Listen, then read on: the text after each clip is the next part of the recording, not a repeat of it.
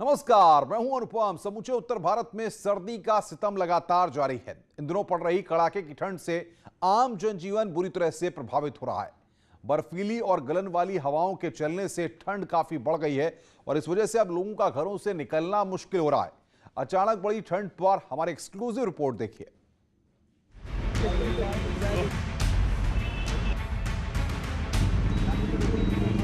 इन तस्वीरों को देखकर आप समझ ही गए होंगे कि तापमान का पारा लुढ़क कर आखिर कहां पहुंच गया है।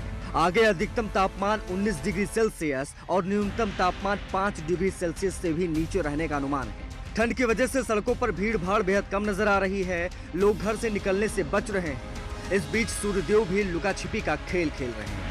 सर्द हवाओं की वजह से गलन बरकरार है। लोग ठंड से बचने के लिए जहां गर्म कपड़े पहनकर बाहर निकल रहे हैं, वहीं अलाव और गर्म चाय की चुस्कियों से भी ठंड भगाने की कोशिश लोग कर रहे हैं। समूचे उत्तर भारत में इन दिनों कड़ाके की सर्दी पड़ रही है और संगम नगरी प्रयागराज में भी सर्दी का सितम जारी है। हालांकि 2-3 दिनों के बाद आज धूप खिली है, उसके बाद लोगों को राहत मिली है, लेकिन हवा में जो ठंड है, जो गलन है, वो लगातार बरकरार है। और जो लोग भी घरों से बाहर निकल रहे हैं वो पूरे एहतियात के साथ निकल रहे हैं। गर्म कपड़े पहनकर निकल रहे हैं, मफलर, ग्लव्स और टोपी का इस्तेमाल कर रहे हैं। और इसके साथ ही साथ ठंड से बचने के लिए जहाँ भी उन्हें मौका मिल रहा है वो आग का सहारा ले रहे हैं, गर्म चाय की चुस्कियां ले रहे हैं। और कितनी सावधानी बरत रहे हैं इस ठंड से बचाव के लिए। एक चाय की दुकान पर इस समय हम सिविल लाइन इलाके में खड़े हैं और हम दिखाते हैं कि इस ठंड ने किस तरह से लोगों का जीना मुश्किल किया हुआ है, किस तरह से आम जनजीवन जो है इससे बुरी तरह से प्रभावित हुआ है। इसको हम दिखाने की कोशिश करेंगे और बताने की कोशिश करेंगे। कुछ लोगों से बात भी करने की हम कोशिश करेंगे। यहाँ पर हम देखते हैं। भाई साहब, ये बताइए कि ठंड काफ़ी है, किस तरह से आप लोग ठंड से बचाव के लिए घर से जब निकलते हैं तो कितनी तैयारी से निकल रहे हैं? ठंड बहुत ज़्यादा है और हम कर्मचारी हैं सरकारी, और देखिए दस्ताना भी पहने हुए हैं, जैकेट का भरपूर सुविधा ले रहे हैं।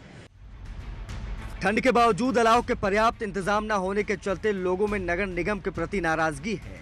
लोगों ने जिला प्रशासन से ठंड से बचाव के लिए अलाव और रैन बसेरों के पर्याप्त इंतजाम किए जाने की मांग की है। हम इस वक्त आपको बरेली की तस्वीर दिखा रहे हैं। बरेली में भी कड़ाके की ठंड पड़ रही है। पारा 3 से 4 डिग्री तक पहुंच गया है। हाड़ कपा देने वाली सर्दी से आम आदमी परेशान हो चला है। बरेली में नगर निगम की तरफ से जो अलाव की व्यवस्था की जानी थी वह भी नाकाफी नजर आ रही है।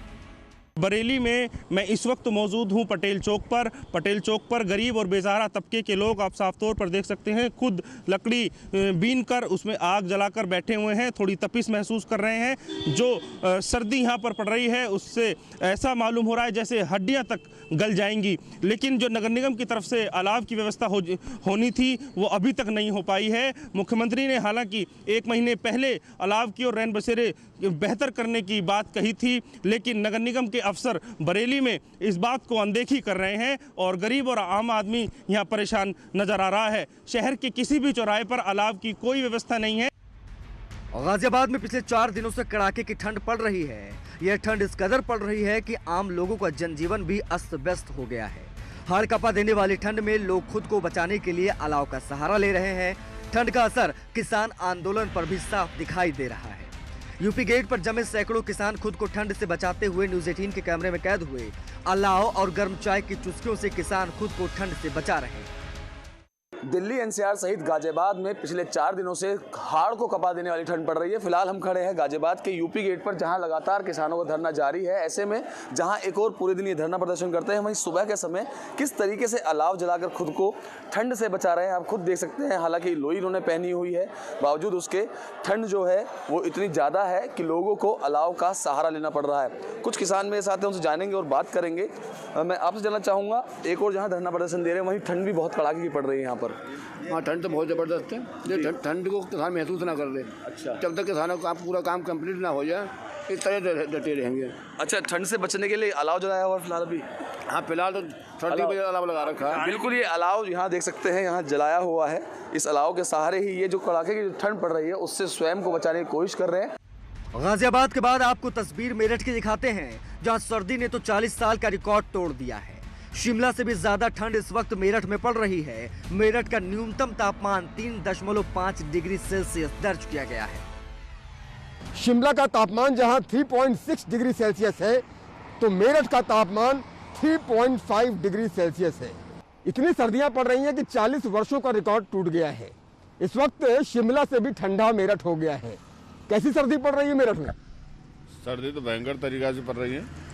और इतनी ठंड है कि हर आदमी कपड़े पहन के और वो पहन के रहे, ग्लव्स पहन के, टोपा लगा के, ये चीज़ें लगा के रहे तो सर्दी से बचाव है। अलाव जलाए तो अलाव के लिए व्यवस्था हमारी सरकार द्वारा और नगर पालिकाओं द्वारा की जा रही है। देखिए खाकी वर्दीधारी है, रात के अंधेरे में भी इतनी सर्द रातों में आप लोग ड्यूटी करते हैं। कितनी सर्दियां पड़ रही हैं इस वक्त भाई साहब, और कैसे निपट रहे हैं सर्दी से? भयंकर सर्दी है, भयंकर। और निपट कैसे रहे? बस अपने उससे ही निपट रहे हैं। सोचिए, जब रात में इनको ड्यूटी देनी पड़ती होगी, 2 बजे ड्यूटी देनी पड़ती है, 3 बजे रात की ड्यूटी देनी पड़ती है, तब कितनी सर्दी होती होगी। अलाव जला करके, अपने आप को ढक करके किसी तरह से ये लोग सर्दियों का मुकाबला कर रहे हैं। बहरहाल मेरठ ने सर्दी में 40 साल का रिकॉर्ड तोड़ दिया है और मेरठ शिमला से भी ज्यादा ठंडा हो गया है। मौसम वैज्ञानिकों का अनुमान है कि आने वाले दिन ठंड के लिहाज से उत्तर भारत के लिए काफी ठिठुरन भरे रहने वाले हैं। 2 दिन बाद कोहरा काफी बढ़ जाएगा। ऐसे में न्यूज 18 भी आपसे अपील करता है कि ठंड में अपना विशेष ध्यान रखें, गर्म कपड़े पहने और जरूरत होने पर ही घर से बाहर निकलें। Bureau report, news 18। तो जहां एक तरफ ठंड शुरू हो गई है और ठंड के चलते लोग अपने घरों में ही कैद हैं, वहीं यमुना एक्सप्रेसवे पर रफ्तार का जुनून हादसों को दावत दे रहा है। आए दिन होने वाले हादसों की वजह से प्रशासन भी अब मुस्तैद हो गया है और इन हादसों पर रोक लगाने की कवायद शुरू की गई है। इसके लिए कई तरह के कदम उठाए जा रहे हैं। इस रिपोर्ट के जरिए आप भी समझने की कोशिश कीजिए कि हादसे क्यों हो रहे हैं और उन्हें रोकने के लिए क्या कदम उठाए जा रहे हैं।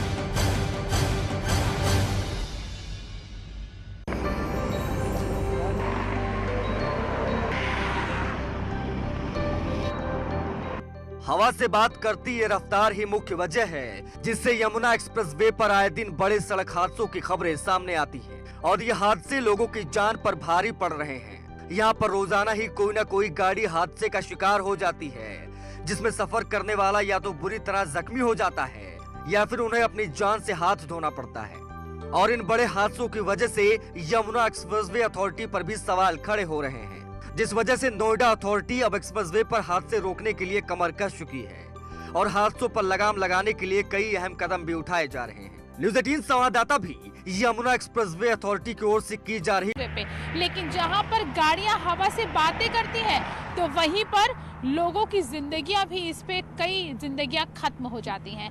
लेकिन अगर आपको अपनी जिंदगी बचानी है तो आपको नियमों का पालन करना पड़ेगा। और आपको हम दिखाएंगे कि इस समय जहां हम यमुना एक्सप्रेस पे खड़े हैं तो नोएडा पुलिस, ट्रैफिक पुलिस यहाँ पर लोगों को अवेयर करने का काम कर रही है। गुड मॉर्निंग एक्टिविटी यहाँ पर की जा रही है जिससे कि लोगों की जानों को बचाया जा सके। हादसों के बढ़ने के बाद यमुना एक्सप्रेसवे पर तैनात पुलिस वालों को लोगों को जागरूक करने के काम पर लगाया गया है, जहां पर ये ड्राइव कर रहे लोगों को गुड मॉर्निंग एक्टिविटी करा रहे हैं। इस मुहिम के तहत एक्सप्रेसवे पर ये पुलिस वाले ड्राइव करने वाले लोगों को चाय पिलाते हैं ताकि अगर उन्हें नींद आ रही हो तो वो दूर चली जाए। ऐसा अक्सर ही देखा जाता है कि यमुना एक्सप्रेसवे पर ड्राइव करते वक्त लोगों को झपकी आ जाती है और यही झपकी किसी बड़े हादसे का सबब बन जाती है।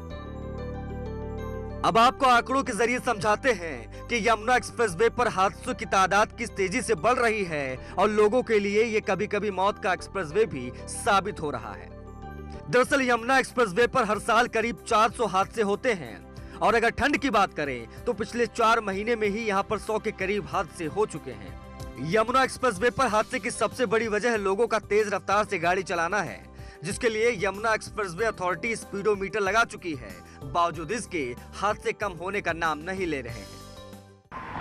आप लोग यहाँ पर आए हैं, किस तरीके से लोगों को अवेयर करते हैं? लोग सुनते हैं, किस तरीके से अवेयर करते हैं? हम अपने स्तर से लोगों को समझाने का प्रयास करते हैं कि आप यातायात नियमों का पालन करें, जिससे आप खुद भी सुरक्षित रहें, आपके परिवार के लोग आपसे आशा रखते हैं, आपकी से के सहारे। गाड़ी में ये ज़्यादा हो जाता है क्योंकि फॉग की स्थिति भी होती है, कोहरा भी बहुत ज़्यादा होता है, तो उसमें आप लोग कुछ स्पेशल कुछ करते हैं क्या जिससे इन एक्सीडेंट्स को रोका जा सके? उनकी स्पीड लिमिट कर दी जाती है अथॉरिटी के द्वारा और उसका पालन कराने के लिए ये हाईवे पर कैमरे लगे हुए हैं, जो उसका उल्लंघन करते हैं उनका चालान होता है। बाकी हम लोग भी अपने स्तर से उनको जागरूक भी करते हैं। तो आए दिन होते हादसे ना जाने कितनी जिंदगियों को निगल जाते हैं हवा से बात करने का जुनून लोगों को मौत की नींद सुला रहा है। सावधानी हटी और दुर्घटना घटी का स्लोगन सभी जानते हैं, लेकिन अफसोस कि लोग उसका पालन नहीं करते। और यही वजह है कि तेज रफ्तार लोगों पर कहर बनकर बरपता है। ठंड में छाए कोहरे भी हादसे की एक बड़ी वजह है, लेकिन बात यही खत्म नहीं हो जाती।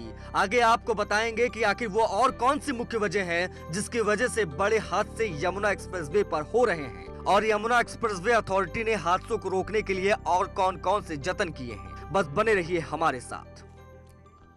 नोएडा से लेकर आगरा तक बने इस यमुना एक्सप्रेसवे का दूसरा नाम ही स्पीड है, लेकिन स्पीड की वजह से होने वाले हादसे दर्दनाक और जानलेवा होते हैं, और इन्हीं हादसों को रोकने के लिए हाईवे अथॉरिटी तमाम जतन कर रही है। लेकिन क्या ये जतन कारगर साबित हो रहे हैं, आपको इस रिपोर्ट के जरिए दिखाते हैं।